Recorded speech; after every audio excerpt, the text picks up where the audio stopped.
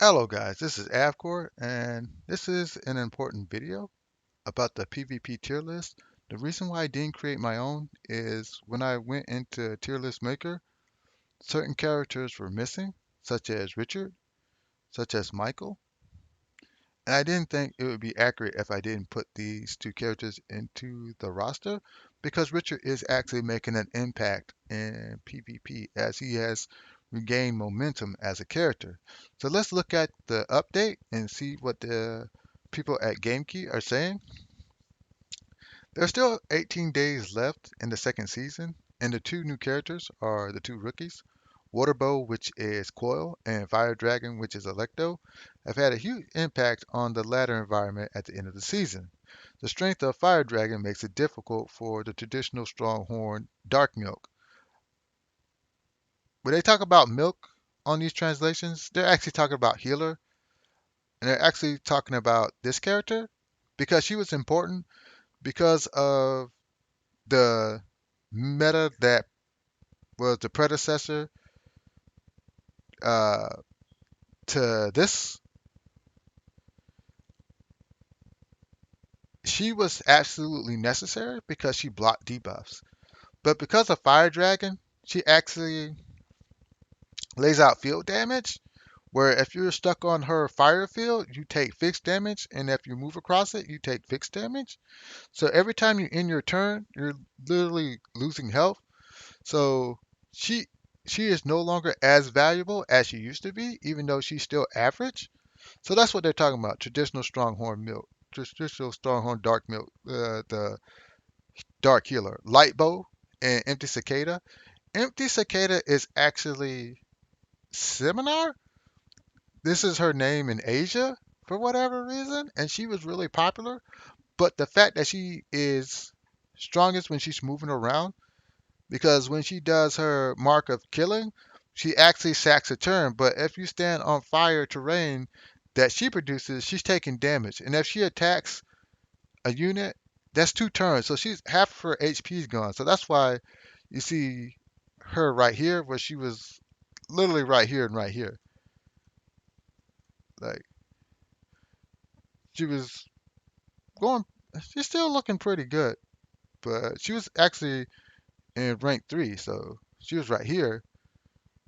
As you can tell, right here, she was pretty stable. She even later she was right there, so she was really good. But because of Fire Dragon, she's dropped down into tier four, so that kind of sucks. And Lightbolt is actually Erica, and Erica is still a pretty solid DPS, but she uses Act Again because Act Again sacks a turn and you're on fire terrain, so it hurts her because she takes an action, loses health. She takes another action and loses health, and half of her health is gone. So there's less, there's less like work that this character needs to do in order to get you off the field. That's why HP is a big issue here, and you see some heavy HP units now at the top. That's why he's up here because he's got more HP. That's why she hasn't totally fallen off because Alicia has massive HP stats. So, yeah, that's why you see those two healers up here. She's effed up the meta. Yeah, she's really effed up the meta. She just totally effed it up. Cole effed up the meta. They really just effed up the meta. So the classic combination of Firebow Catherine, they're talking about Silva and of course Catherine ushered in the great challenge of Waterbow. So they're basically saying Cole was actually made in order to counteract Silva and Catherine, which he does really well. Cole is actually a strong Silva killer, and he's actually a strong Catherine killer because what he does is, first of all, he kills her puppet that doesn't allow her to stay on the battlefield as long. Excuse me, because she has a weapon that basically says if my guy is on the field, like if my minion's on the field and I die, I can come back. Cole gets rid of that. You literally have Quill actually focus his attack on one of her drums, kill them, and then she's killable. So I guess the devs actually made Quill to counter these two characters. So in an environment that does not rely entirely on Catherine's ultimate move and AoE solid damage, Hui's milk play rate is almost firmly ranked first and her performance is stable. They're actually talking about Clefairy. And if you look at it over the many months, Clefairy is a pretty stable unit. Like she's always T0, tier 1 if you would say. Um, kind of fell behind Catherine a little bit. I mean, Clefairy a little bit because single target was in, but she has been pretty stable. And now they're saying she's pretty much firmly ranked first. So if you played Langresser and you played Liana, you understand that this chick has a long lifespan in this game. The ability to act again, the ability to AoE heal, the ability to remove debuffs, and the ability to passively heal after taking action is sacrosanct. Because what happens is this character is doing so much damage that you want a healer to be able to massively push out healing, and only two characters can consistently do that. And as you see, Valak and Clefairy are in T0 because of that simple fact. So this is where we start. The reason why we start with Clefairy and Valak is because the AoE damage meta is kind of over the top. So now people are required to play these two characters, one or the other. You can't you can't play this game in PvP at the highest levels without a solid healer. Sometimes they don't have a tank, but they will always have a healer. If you watch the PvP matches in Asia, they always have a healer. So when we get to this point, I think you should invest in either one of these healers. So when we get to global, yeah, these are long-term prospects right here. Catherine is also a long-term prospect because so far it's been like 6 months. So if you get her early, you have at least 6 months of relevance in PvP. And some people don't even play her at her highest rank. Like I see rank sevens, I see rank fives, I even see rank threes. That's how explosive her damage is. So let's go to the bottom real quick and we'll talk about that and we'll move our way back up. First of all, Michael has fallen off. She's been falling off, but because of the new characters that came in, her damage output is not as good and there's better buffers. Same with, oh, I forgot her name. Let's go and find out her name real quick. I forgot her name. Margaret. Yeah. Sorry, guys.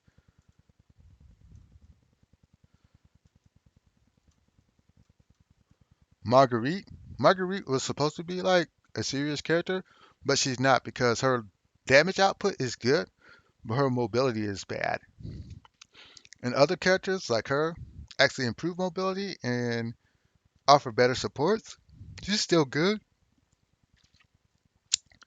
but when you look at these other characters, they manipulate mobilities in ways that she can't. Same with Ivan Attar. I like Ivan Attar, but he's mediocre at best. First of all, he only has one way of advancing his movement. He doesn't have an act against skill, and if he did, he still would run into problems with her. And he just doesn't have the DPS to keep up. I barely see him in PvP anymore. Same with Sighart. Sighart is just limited by his movement. His damage output is incredible. They just can't reach the opponent. Same with Atum. Atum has incredible damage output, but he just can't reach the opponent. And so he's outmaneuvered badly. And we look at Capet. Capet actually has a place in rush boxes, and that's about it. A good combination is Capet. Um, I forgot her name. I think it's Alicia. Let me see. Let me see where she's at. Where is she at? Where are we looking at? Clarice. Ah, Clarice. Yeah, yeah. She's getting a rush box with Clarice Zelvanat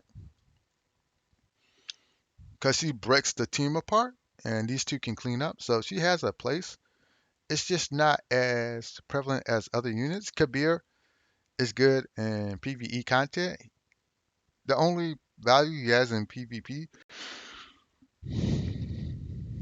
is he fills up a dark slot, so you can get the team leadership skill for Susie and Susan, and for Sylvaneth, which is really good if you run a debuff box. And same thing with Peacock. Peacock is not really that great. Only in certain boxes is she really great, and it just takes too much resources. Where characters like her and him, they can function at rank 3 and 4 and still be potent, and even at rank 9, she struggles. Nola is better in PvE content. She has some value as she can long range attack, and sometimes you will see her, but she just doesn't have the mobility and range as the other characters up here. Same with Lena. Lena actually has a little bit more mobility, and so she's ahead of all these guys, but she still struggles because like there's only like one, two, three fire units, and there's one green unit. Oh, green has gotten a lot weaker. It's it's just it's just hard to justify her when there's better characters because she has three like targets that she can hit, but it's just the other characters are just way better. There's just way better water units because there's one, two, three, four. There's four now. There's four water units that are better than her. It kind of sucks, but it is what it is. Yig did not make that big of an impact in PvP, but she made a bigger impact on PvE content. She's a great support unit, but her offense is not as great as the characters that are listed before her. Erica, I already explained why she's fallen off a bit because of this character. It's hard to maneuver around with her because she's going to take damage and her HP is not as high as some of the characters above her. Carice is like kind of a one-trick pony. She's a rush player, and if you don't rush, you can't really take advantage of her. Sylvaneth had her moment, and then she came, and then Sylvaneth dropped because this character can get past her wall. Because what you want to do with Sylvaneth is you want to AoE bomb at the fourth or fifth turn, and then you want it to flip over. She takes a hit and she bombs again, and that can't happen because what people would like to do is set up fire or with coil. They like to set up their pet so the pet actually hits first, taking off her wall, and then coil can hit, and so she suffers. Susie and Susan just don't have the HP in order to compete in this current meta because of all the AoE. But at position properly, she still has some use. I talked about Inti Cicada seminar is the fact that she is an active game player and this terrain is kind of hurting her. She's a good coil killer. Um, she suffers. Richard punishes her if she's misplaced. Silva can really hurt her, and she finds it hard to kill certain targets like Alicia and even Jen. She struggles against. So she's really falling off, and the healers can actually clear off her damage. So unless you hit a unit that's like at 50% or 60%, she's not securing kills anymore. So Gabriel, I knew was gonna be mid tier because she's very dedicated PvE tank. She has some tricks, but they're not good enough in order to compete with the DPS that people are offering. Not that she's bad, she's relevant, but only in certain boxes. Alicia's fallen off. She used to be top tier, but there's just better healers, and debuff is being replaced with fixed damage, so it's hard to justify her existence because her healing is limited, and the fact that she heals on her turn, and then you as a player you heal your characters on the next turn, because her healing works. Say this: I heal you, and when you end your turn, you heal again. She nullifies that, so it's kind of hard to justify her existence. If debuff becomes more important, you'll see her rise back up. Silver still finds places in boxes, so don't get it twisted. These in mid tier actually will actually flip back into these teams, so you'll see them still. It's just they're not the main key pieces of teams. These guys are the main key pieces of teams, but you'll actually see these guys being used. Like Jin, you'll see Jin being used, but Jin actually is a support character in the fact that he's made for cleanup. Jin either initiates and gets damage though because you want him to attack on the third or fourth turn in order to weaken the enemy, or you want him to attack on the fourth or fifth turn to kill the enemy. You don't want him attacking first because he's like one of your big damage dealers, and you want him to secure kills. The thing that makes Quill superior to Jin is there's more than one person. Quill actually has a pet. Quill is surprisingly one of the best characters in the game. And scarily enough, there are mechanics that make Quill actually better than Erica. Erica actually used to be the character that a single target archer character because she actually can attack twice and she can attack from a long range. Cole cannot do that, but he has a pet that helps him out, and his damage output actually exceeds Erica at times. And more importantly, he has a summonable pet that can sack himself. In this game, having minions is actually OP, and the fact that if fully invested, his pet can die not only once, not only twice, but three times is amazing. So if you get his unique weapon, he totally outshines Erica in PvP as he is designed to kill certain characters, especially Silva. I can't believe Cole is actually a good check to Silva, but he is because Cole can actually heal himself. So if you think or assume that the meta that you're playing in currently is running heavy Silva, you actually want to bring his healing skill. And that will actually supplement the damage that he takes, which is really amazing. And it gives his pet an extra turn, which is really good. So this is the character that really broke the meta. Electo is a meta breaking character in the fact that she does tile damage and it's passive tile damage. So when she drops an AoE, it burns the field, and if you step on that, you take damage, which is really amazing. Only so many characters can get past this, which makes her very lethal. And the fact that she has recovery in her kit, and the fact that she has massive HP and attacking and defense stats all at S, that means she survives in order to AoE again. If you play her properly, you can actually drop three AoEs a battle, and if you're dropping three AoEs a battle and not dying, you're pretty much winning. So this is a strong counter to Electo. So Charlotte sees play yet once again as she is actually a counter to Velek and a counter to Electo. And on some smaller level Coil because she can act again, kill his pet, and start targeting him, which is really good.